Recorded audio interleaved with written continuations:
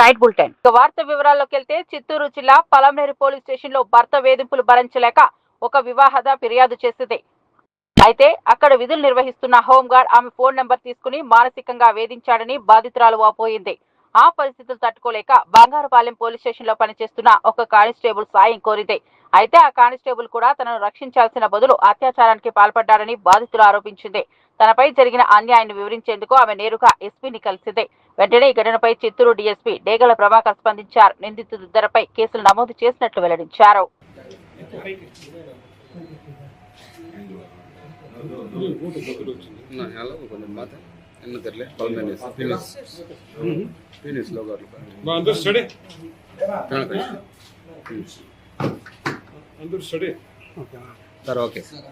చిత్తూరులో ఈరోజు సబ్రీన్ అనే ఒక మహిళ, ఒక కానిస్టేబుల్ ఉమామహేశ్వర్ ఇంకో వ్యక్తి వల్ల తనకు అన్యాయం జరిగిందని, తన మీద మానభంగం జరిగిందని పోలీస్ స్టేషన్ వెళ్తే ఫిర్యాదు చేసే పట్టించుకోలేదని చెప్పేసి ఆమె ఒరిజినల్గా నిజానికి ఆమె ఇచ్చిన కంప్లైంట్ పేరుకు మార్నింగ్ ఎఫ్ఐఆర్ ఆమె పైన జరిగిన ఆమె ఇచ్చిన కంప్లైంట్ పేరుకు ఆమె వాదమూలంగా ఇచ్చిన కంప్లైంట్ పేరుకు నిన్న మార్నింగ్ ఎఫ్ఐఆర్ అయిపోయింది. ఎఫ్ఐఆర్ అయిపోయిన తర్వాత ఆమె ఇంటికి వెళ్ళి ఆమె దగ్గర స్టేట్మెంట్ ఇచ్చి ఆమె చెప్పిన దానిపైన ఎఫ్ఐఆర్ అయిపోయింది. సమగ్రంగా విచారణ జరుపుతాము. తప్పు చేసిన వ్యక్తులు ఎవరైనా సరే కఠినంగా శిక్షిస్తాం. అదే డిపార్ట్మెంట్ ప్రైమరీ ఎంక్వైరీ చేసి వాళ్ళపైన మిగిలిన తదుపరి చర్యకు ఎస్పీ గారికి కూడా రిపోర్ట్ పంపిస్తాము. యాజ్ ఆఫ్ ఫ్యాక్ట్ దీనిపై ఇన్వెస్టిగేషన్ జరుగుతుంది. ఎందుకంటే పోలీసులు చెప్పిన కేసు కాలేదు, పోలీసు పైన ఇది అవుతుందని ఒక బ్యాడ్ పబ్లిసిటీ, ఒక నెగిటివ్ పబ్లిసిటీ కాకుండా ఉద్దేశంతో మీటింగ్ పెట్టడం జరిగింది. మార్నింగ్ 10 o'clock మా CCTVs చూసుకున్నా కూడా 11 12 ఎప్పుడో పెరుగుతుంది. బట్ 10 o'clock ఎఫ్ఐఆర్ అయిపోయింది. మళ్ళీ తిరిగి ఎందుకు పెట్టారో ఏమో ఐడియా లేదు. బట్ డెఫినెట్గా దీని మీద సమగ్ర విచారణ చెప్పి తగిన చర్య తీసుకుని యాజ్ పర్ ఫ్యాక్ట్స్ ఈ కేసు ఫైల్ చేస్తాం. సార్ ఏ స్టేషన్ సార్ కంప్లైంట్ ఇచ్చిన? Bangapalem police station. ఆమె సుమారు 4 months back. TDP MLA Nandamuri Balakrishna చేసిన వ్యాఖ్యలపై వైసీపీ రాష్ట్ర ప్రధాన కార్యదర్శి జూపూడి ప్రభాకర్ ఘాటుగా స్పందించారు. బాలకృష్ణను మించిన సైకో మరొకరు లేరని వ్యాఖ్యానించారు. వెల్లంకొండ సురేష్ పై కాల్పుల కేసులో మెంటల్ సర్టిఫికెట్ తీసుకొచ్చి కాపాడారని ఆరోపించారు. వైఎస్ఆర్ మానవతావాది కాబట్టి ఎన్టీఆర్ కుటుంబం మొత్తం ఆయన కాళ్ల మీద పడుతుండటంతోనే బాలకృష్ణ ప్రాణాలు దక్కాయని అన్నారు. రివ్యూ బులెటిన్ అప్డేట్స్ మరో బులెటిన్ లో మళ్ళీ కలుద్దాం. హీరో ఇంకొక వైపు మంచి ప్రాధాన్యత వాళ్ళ బావ దగ్గర పొందుతూ ఉండవచ్చు. ఇవన్నీ వాళ్ళ మధ్య తేల్చుకోవాల్సిన అంశాలని రావటంతో జగన్మోహన్ రెడ్డి గారిని గత ముఖ్యమంత్రి ఒక సైకోగాడు ఆయన స్టార్ట్ చేసిన పదం. చంద్రబాబు నాయుడు గారు చిరంజీవి గారు తమ్ముడిని దగ్గర కూర్చోబెట్టుకొని ఆయన్ని ఈయన మేనేజ్ చేసి ఆయన మేనేజ్ చేసి సొంత భావన బాలకృష్ణ మేనేజ్ చేయలేకపోతే అది మా తప్పు ఎలా అవుతుంది? అందరికీ తెలుసు. తన ఇంట్లో రాజశేఖర రెడ్డి గారు ముఖ్యమంత్రిగా ఉన్నప్పుడు బాలకృష్ణ గారి ఇంట్లో జరిగినటువంటి కాల్పుల ఘటన, ఒక పెద్ద సినిమా నిర్మాత, నాకు తెలిసి బెల్లంకొండ సురేష్ అనుకుంటాను, చాలా కాలం హాస్పిటల్లో ఉన్నాడు. బాలకృష్ణ షూట్ చేస్తే పాపం ప్రాణాపాయం నుంచి బయటకు వచ్చాడు. సొంత జ్యోతిష్కుడు సత్యనారాయణ గారు అనుకుంటాను, ఆయన పరిస్థితి కూడా అదే. వీళ్ళిద్దరితో పాటు ఒక సెక్యూరిటీ గార్డ్, నేపాల్ గార్డ్ అనుకుంటాను, అతను చనిపోయాడు. ఆ రోజు ఉన్నటువంటి రాజశేఖర రెడ్డి గారు మానవతావాది కాబట్టి ఎన్టీఆర్ కుటుంబం మొత్తం వచ్చి రాజశేఖర రెడ్డి గారి కాళ్ళ మీద పడితే ఆ రోజు పురంధరేశ్వరి గారు, బాలకృష్ణ గారు మీ అక్కని అడగండి, మీ అక్కో చెల్లో, ఆ రోజు నీ కండిషన్ ఏంటి? నిన్ను తప్పించడం కోసం నీ మెంటల్ పరిస్థితి సరిగా లేదని నువ్వు ఒక మెంటల్ సర్టిఫికేట్ తెచ్చుకొని, ఆ సర్టిఫికేట్ ఇచ్చిన వాళ్ళ పేర్లు కూడా నేను ఇప్పుడు చెప్పదలుచుకోలేదు, నా దగ్గర ఉంది. తనకు మెంటల్ స్టెబిలిటీ లేదని, ఇతనికి కాస్త మెంటల్ ఉందని ఒక సర్టిఫికేట్ తెచ్చుకొని బయటపడిపోయావు. రాజశేఖర రెడ్డి గారు ఉత్తముడు కాబట్టి, ఉన్నతుడు కాబట్టి నిన్ను బతికించాడు.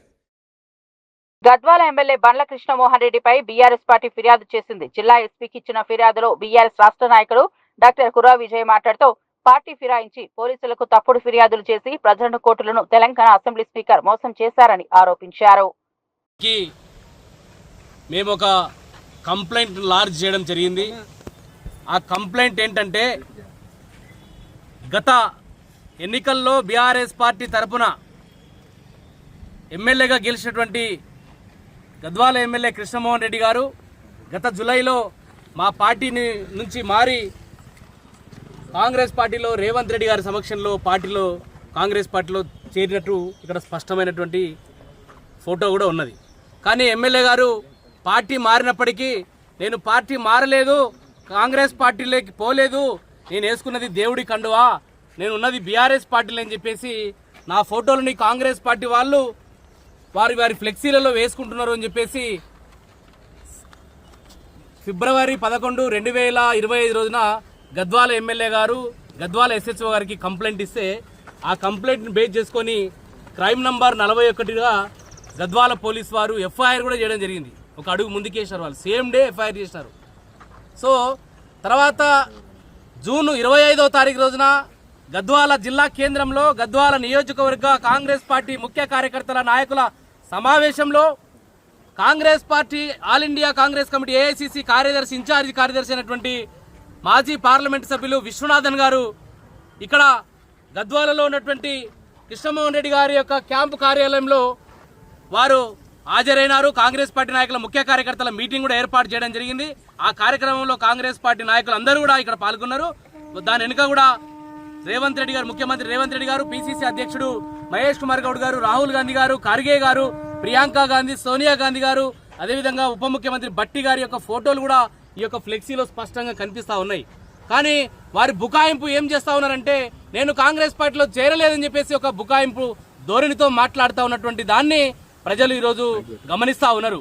ఒక అడుగు ముందుకేసి ఇంకా దాని తర్వాత కూడా నిన్న వారి ఎమ్మెల్యే గారి జన్మదినం అయితే కూడా 21వ తారీఖు రోజున గద్వాలలో ఉన్నటువంటి కూడల్లో, ప్రధాన కూడల్లో పేపర్ అడ్వర్టైజ్మెంట్లలో కూడా వారు ఇక్కడ చూడండి కాంగ్రెస్ పార్టీ కండవ కప్పుకున్నారు. సోనియా గాంధీ గారు ఉన్నారు, రాహుల్ గాంధీ గారు ఉన్నారు, రేవంత్ రెడ్డి గారు, కాంగ్రెస్ నాయకులు అందరూ కూడా వారి ఫ్లెక్సీలలో ఉన్నారు. మరి ఫిబ్రవరి 11, 2025 ఏం చెప్పారు ఎమ్మెల్యే గారు? నా ఫోటోని కాంగ్రెస్ పార్టీ వాళ్ళు ఫ్లెక్సీలలో వేసుకుంటున్నారు, వారి మీద చర్యలు తీసుకోమని చెప్పేసి వారు మాట్లాడారు. మరి ఈరోజు మీరే ఎమ్మెల్యే గారే కాంగ్రెస్ పార్టీ అఖిల భారత కాంగ్రెస్ నాయకులు ఇంటికి పిలిపించి క్యాంప్ ఆఫీస్కి మీటింగ్లు పెట్టి మీ ఫ్లెక్సీని వారి ఫ్లెక్సీని కాంగ్రెస్ ఫ్లెక్సీలు ఒకటే ఫ్లెక్సీలో ఉన్న వాస్తవాలను కూడా మీరు మర్చిపోయినారని అడుగుతా ఉన్నా. వీటన్నిటి మీద కూడా పోలీస్ యంత్రాంగం కూడా ఈ యొక్క ఎఫ్ఐఆర్ని దృష్టిలో ఉంచుకొని, మేము ఇచ్చిన ఫిర్యాదుని దృష్టిలో ఉంచుకొని ఈ రెండింటి వాటిని బేరీజ్ వేసుకొని లోతైనటువంటి దర్యాప్తు చేసి విచారణ చేసి వారి కృష్ణమోహన్ రెడ్డి గారిపై చర్యలు తీసుకోవాలని, పూర్తి విచారణ జరిపించి చట్టపరమైన చర్యలను తీసుకోవాలని మేము గద్వాల జిల్లా ఎస్పీ గారికి కూడా విన్నవించడం జరిగింది. ఇంకా అసెంబ్లీ వేదికపై ఎంపీ రఘునందన్ రావు ఆగ్రహభరితంగా మాట్లాడారు. ఆయన కేటీఆర్ ను ఉద్దేశించి నేరుగా పిలిచి జీఎస్టీ అంశంపై చర్చపై అవహేళనకై స్థలం ఇచ్చేలా డేట్ టైం ఫిక్స్ చేయాలని కోరారు. ఎంతమందినైనా తెప్పించు, నేను ఒక్కరినే వస్తానని సవాల్ విసిరి తనను బెదిరిస్తేనే బదిలిచ్చే వ్యక్తి కాదు అని స్పష్టం చేశారు. అలాగే ప్రధాని మోదీ జీఎస్టీకు మద్దతు చూపించడంలో సంబంధిత ప్రభుత్వాలను ప్రశ్నిస్తూ అది ఎందుకు జరిగిందో వివరించాలని డిమాండ్ చేశారు.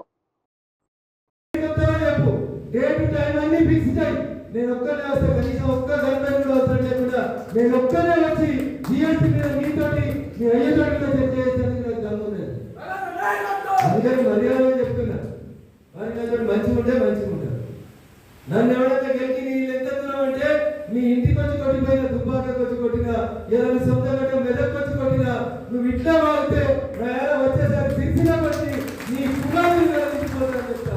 ఇది తెలియలేక 10 ఏళ్ళు నరేంద్ర మోడీ జీఎస్టీ పేరు మీద దోచుకున్నాడు అన్నాడు. అరే చదువుకున్నాడు కదా, మరి మీ అయ్యారు ఎందుకు మద్దతు ఇచ్చింది జీఎస్టీ గారు ఒకసారి? లేకపోతే వస్తా మామూలు రేపు రమ్మంటే మీకు చాలనైతే మామూలు గేట్లు తీసి మీ 30 యూట్యూబ్ ఛానల్లో తీసుకున్నాను. గవర్నమెంట్ చెప్తా జీఎస్టీ అంటే ఏం తెలియకున్నట్టు ఇష్టపడినట్టు మాట్లాడితే అందరినీ బెదిరించినట్టు రఘునందన్ని బెదిరిస్తాం, సోషల్ మీడియాలో బెదిరాలు చేస్తామంటే బిడ్డ భర్త కట్ట పట్టుకొని ఒక్కొక్కరి ఇంటికి వచ్చి బజ్జీలు పెట్టి పంపిస్తారు. టీడీపీ ఎమ్మెల్యే నందమూరి బాలకృష్ణపై వైసీపీ ఎంపీ మార్గాని భరత్ తీవ్రమైన వ్యాఖ్యలు చేశారు. అసెంబ్లీలో బాలకృష్ణ ప్రవర్తన సరైనది కాదని ఎద్దేవా చేశారు. సభకు హాజరు కావడానికి ముందు బాలకృష్ణపై బ్రీత్ ఎనలైజర్ టెస్ట్ చేయించాలని కూడా సూచించారు. ఇలా మాట్లాడే అసెంబ్లీలో ఏం సందేశం ఇవ్వాలనుకున్నారని ప్రశ్నించారు. జేబుల్లో చేతులు పెట్టుకుని మాట్లాడే విధానం, ఆ హై హ్యాండెడ్నెస్ అసలు ఏంటి అని అసలు అర్థం కావట్లే. ప్రజలకు మీరు ఏం సమాధానం చెప్దాం అనుకుంటున్నారు? అంటే ఈ తరహాలో అసెంబ్లీ సమావేశాలు జరుగుతూ ఉన్నాయి. మీకు ఏదన్నా ఉంటే మీ అల్లుడికో మీ బావకో మీరు కంప్లైంట్ చేసుకోండి, అంతేగాని 9వ పేరు వేసారు నా పేరు అది మీకు అసెంబ్లీలో చెప్పాలా? ఏదన్నా ఉంటే మీరు మీ పార్టీ మీటింగుల్లోనో లేకపోతే మీ దాంట్లోనో పెట్టుకోండి. అంటే మీ స్థాయి ఏంటనేది మీ జనసేన వాళ్ళు చూపించారు 9వ పేరు వేసి. అసలు మీరు మాట్లాడే విధానం, అసలు నేను అడుగుతా ఉన్నా, డైరెక్ట్గా అసెంబ్లీలో మీరు ఈ పదజాలం వాడచ్చా? బహుశా బ్రీత్ అనలైజర్ జేబుల్లో చేతులు పెట్టుకుని మాట్లాడే విధానం, ఆ హై హ్యాండెడ్నెస్ అసలు ఏంటి అని అసలు అర్థం కావట్లే. ప్రజలకు మీరు ఏం సమాధానం చెప్దాం అనుకుంటున్నారు? అంటే ఈ తరహాలో అసెంబ్లీ సమావేశాలు జరుగుతూ ఉన్నాయి. మీకు ఏదన్నా ఉంటే మీ అల్లుడికో మీ బావకో మీరు కంప్లైంట్ చేసుకోండి, అంతేగాని 9వ పేరు వేసారు నా పేరు అది మీకు అసెంబ్లీలో చెప్పాలా? ఏదన్నా ఉంటే మీరు మీ పార్టీ మీటింగుల్లోనో లేకపోతే మీ దాంట్లోనో పెట్టుకోండి. అంటే మీ స్థాయి ఏంటనేది మీ జనసేన వాళ్ళు చూపించారు 9వ పేరు వేసి. అసలు మీరు మాట్లాడే విధానం, అసలు నేను అడుగుతా ఉన్నా, డైరెక్ట్గా అసెంబ్లీలో మీరు ఈ పదజాలం వాడచ్చా? బహుశా బ్రీత్ అనలైజర్ పెట్టాలేమో అసెంబ్లీకి వచ్చినప్పుడు కూడా. మీకు ఆ రకమైన పరిస్థితులు మీరు ఈ అసెంబ్లీలో తీసుకొస్తున్నారు, ప్రజలు గమనిస్తూ ఉన్నారు, అది మర్చిపోవద్దు. జనరల్గా మీరు బాలకృష్ణ గారు మాట్లాడే మాటలు ఇప్పుడు అసెంబ్లీలో మాట్లాడిన విధానం ఒకసారి మీరు కంపేర్ చేయండి. ఆ మాట తీరు ఏ రకంగా ఉందో ప్రజలకు అర్థమవుతుంది.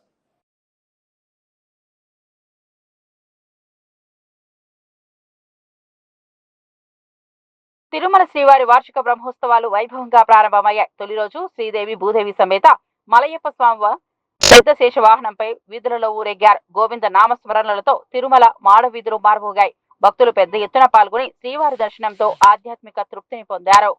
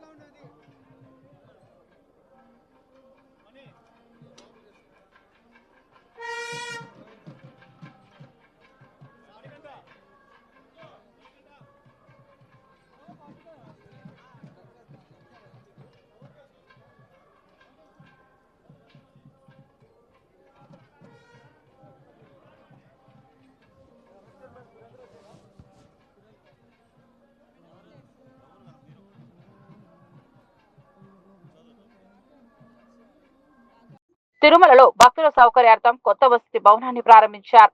ముఖ్యమంత్రి చంద్రబాబు, ఉపరాష్ట్రపతి రాధాకృష్ణన్ కలిసి ఈ భవనాన్ని ప్రారంభించారు. అలాగే ఇంటిగ్రేటెడ్ కమాండ్ కంట్రోల్ సెంటర్ ను కూడా ప్రారంభించారు.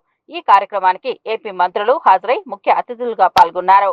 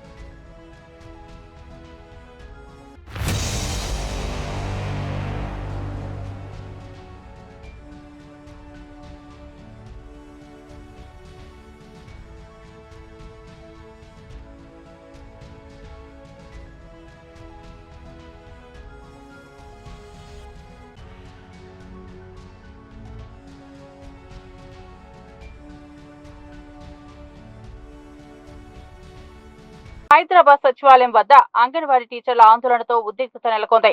ముఖ్యమంత్రి రేవంత్ రెడ్డి ప్రవేశపెట్టిన ఫ్రీ బస్ సౌకర్యాన్ని ఉపయోగించుకుని అంగన్వాడీ టీచర్లు సచివాలయం చేరుకున్నారు.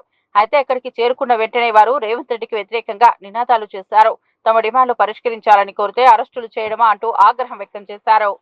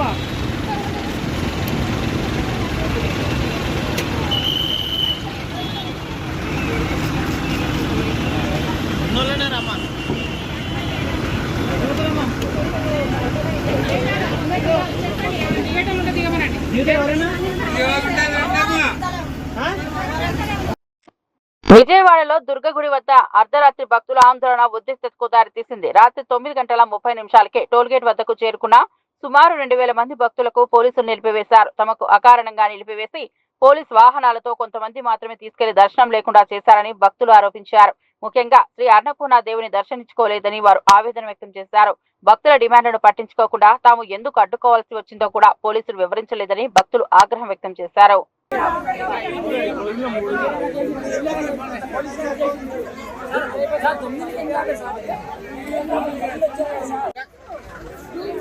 మాకు మాత్రమేనా సార్ మీరు మొన్న మైక్ లో ఏం చెప్పారు 10:45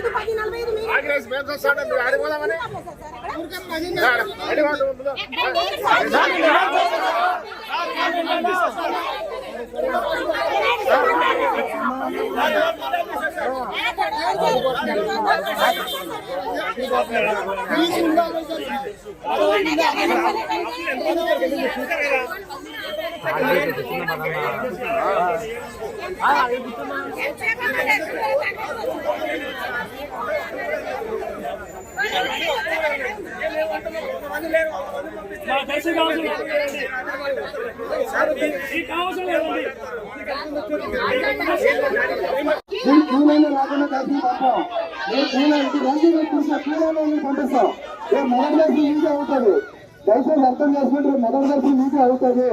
మీరు దయచేసి కూర్చొని మళ్ళీ 3 గంటలు చేస్తారు. 12 అయిపోయింది. 3 గంటలకు లైన్లు వేస్తాం. మేము 2:30 లైన్లు వేస్తాం. మీరు 2:30 కూర్చొని దర్శనం అన్నవారు ఫస్ట్ దర్శనం మీకే అవుతుంది. దయచేసి దర్శనం కావాలని కూర్చోండి. ఇష్టంలో వెళ్ళిపోతే రండమ్మా. అర్థం చేసుకోండి. మేము తెల్లగానే ఉద్యోగం చేస్తున్నాం. మా కష్టంలో అర్థం చేసుకోండి. ఆంధ్రప్రదేశ్ అసెంబ్లీలో టీడీపీ ఎమ్మెల్యే సినీ నటుడు నందమూరి బాలకృష్ణ సంచలన వ్యాఖ్యలు చేశారు. వైసీపీ అధినేత మాజీ సీఎం జగన్ ను సైకో అని బహిరంగంగానే అభివర్ణించారు. గత వైసీపీ ప్రభుత్వం సినిమా టికెట్ల రేట్ల వివాద సమయంలో చిరంజీవిని జగన్ ను గట్టిగా ప్రశ్నించారని, వచ్చిన వార్తలు పూర్తిగా అవాస్తవమని చెప్పారు. నిజానికి అలాంటి ఘటన ఏదీ జరగలేదని బాలకృష్ణ స్పష్టం చేశారు. చిరంజీవి గట్టిగా అడిగిన కారణంగానే జగన్ తగ్గరడం అబద్ధమని ఆయన వ్యాఖ్యానించారు. గట్టిగా ఎవరు అడగలేదు అక్కడ. అది మీరు అన్నారు ఇందాక, ఏదో గట్టిగా అడిగితే ఈయన వచ్చాడు మళ్ళీ కలవడానికి, లేకపోతే ఏదో సినిమాటోగ్రఫీ మినిస్టర్ కలవమన్నారు అని. ఏంటంటే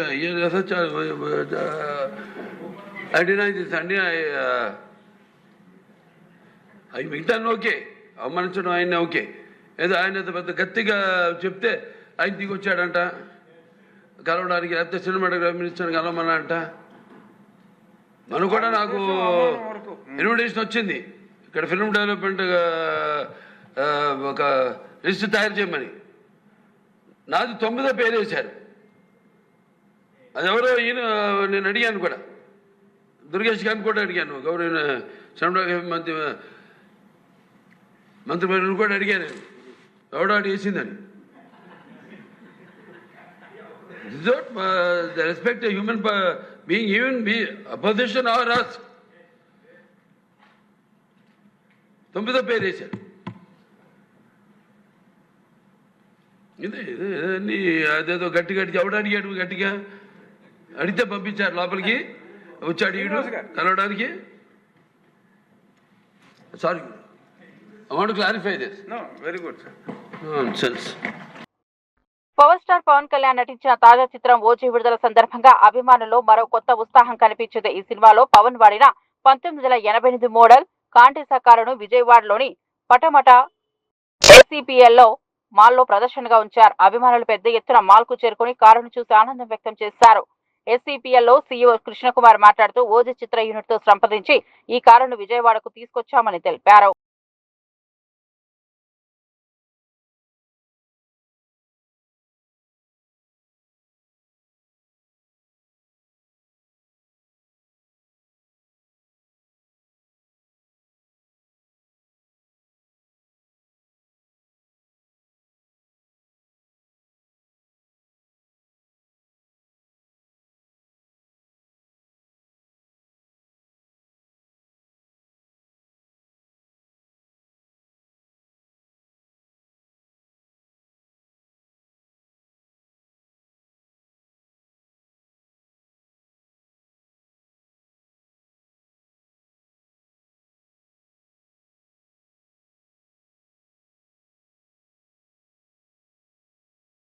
హైదరాబాద్ లో బతుకమ్మ కుంట ప్రారంభోత్సవానికి ఏర్పాట్లు పూర్తయ్యాయి.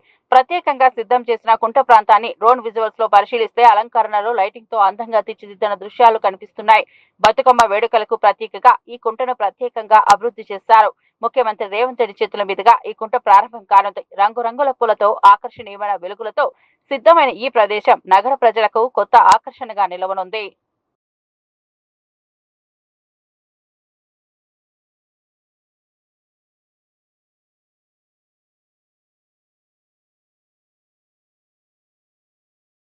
చంద్రబాబు కేసులో క్లీన్ చిట్ ఇచ్చినట్లుగా పూర్వంలో చర్చించబడిన శివశంకర్ ఇప్పుడు తెలంగాణ పోలీస్ విజిలెన్స్ కమిషనర్ గా నియమితులయ్యారు. అప్పటి నిర్ణయం ఆంధ్రప్రదేశ్ రాజకీయ వర్గాల్లో వివాదాన్ని రేకెత్తించింది. ఆంధ్రప్రదేశ్ లో ఇలాంటి అనుగుణ నిర్ణయాలకు పదవి ఇవ్వగలరేమో అనేది ప్రశ్నగా నిలిచింది. అయితే ఇప్పుడు అదే వ్యక్తి తెలంగాణలో అత్యున్నత విజిలెన్స్ పదవిపై ఉన్నారని సోషల్ మీడియాలో విమర్శలు చెలరేగాయి. మరోవైపు రేవంత్ రెడ్డి పూర్తిగా దర్యాప్తు చేయాలని డిమాండ్ చేస్తూ లేకపోతే తనకు నష్టపరిహారం పంపితే కేసుకు తనకు సంబంధం లేదని పేర్కొన్నారు. రేవంత్ రెడ్డి గారితో పాటు చెర్రపల్లి జైలు గుంట ఉండి పెట్టిన ఒక జీవిత ఖైదీ, ఆ జీవిత ఖైదీ కూడా ఈయన సీఎం కాగానే మనకి క్షమాపణ పెట్టింది. ఏదైతే మరి మీడియా ముందు చెప్పొద్దు అంటున్నారు, కానీ నిన్న ఆల్రెడీ పేపర్లు చెప్తున్నాను.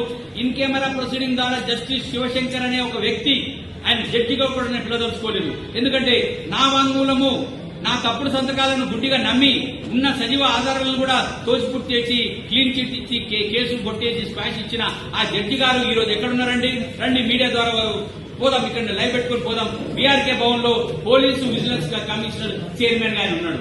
ఎట్లా ఉంటాడు? Who is Shivashankar? తెలంగాణలో నిజంగా కాంగ్రెస్ ప్రభుత్వం నుంచి పనిచేసిన ఐపీఎస్లు లేరా? కాంగ్రెస్ ప్రభుత్వంతో అనుకూలంగా పనిచేసిన జడ్జిలు లేరా? ఈ శివశంకర్ కు చంద్రబాబు కేసు కొట్టేస్తే ఏపీలో ఇచ్చుకోవాలి పోస్ట్, కానీ రేవంత్ రెడ్డి ఇక్కడ కాంగ్రెస్ ఇవ్వడం అంటే ఇది రాష్ట్రమా? రాష్ట్ర ప్రభుత్వం ఇంట్లో పనిచేసుకుంటాను వాటిని పెట్టుకోవడమా? అంటే చీఫ్ జస్టిస్లకు రాజ్యాంగబద్ధమైన పదవులు ఇవ్వడంలో కూడా కుమ్మక్కై నేటికి చంద్రబాబు కన్సర్న్లతో నడుస్తున్న రేవంత్ రెడ్డిని నేను ఒకటే విజ్ఞప్తి చేస్తున్నా. అయ్యా ముఖ్యమంత్రి గారు, దర్యాప్తు చేస్తే పూర్తిగా దర్యాప్తు చేయి.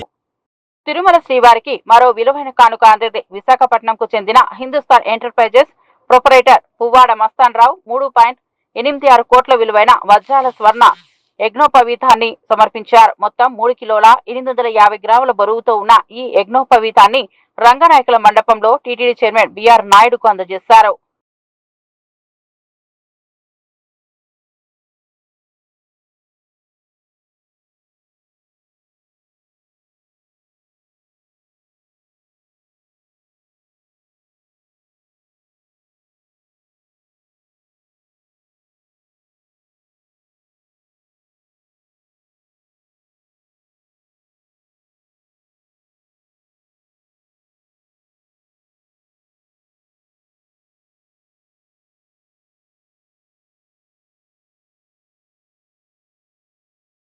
రాష్ట్ర శాసన మండలిలో పీఆర్సీ అంశంపై ఆర్థిక మంత్రి పయ్యావుల కేశవ్ కీలక వ్యాఖ్యలు చేశారు. రాష్ట్రంలో పనిచేస్తున్న ఉద్యోగుల పట్ల ప్రభుత్వం పూర్తి చిత్తశుద్ధితో వ్యవహరిస్తోందని స్పష్టం చేశారు.